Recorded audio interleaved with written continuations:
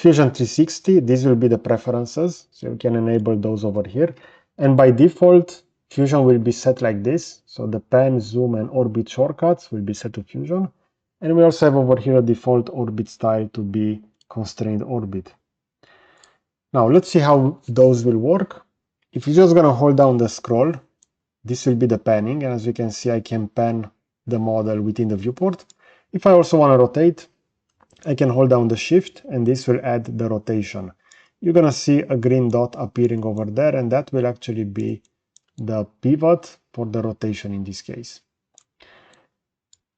Now, some additional view options over here. You're gonna see that if you're just gonna zoom in this case, I have over here a mesh model, and the camera will actually clip this.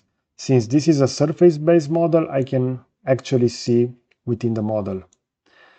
So this is quite interesting that we have the possibility by default to clip models with the camera directly. So if I'm gonna work on a complex model made for multiple surfaces, I can easily poke within that model and I can better see those shapes. Okay, so I hope you enjoyed this kind of content. You're gonna find a similar video over here on the left side, and I will also add the subscribe button to the right. So that's it. Thanks for watching.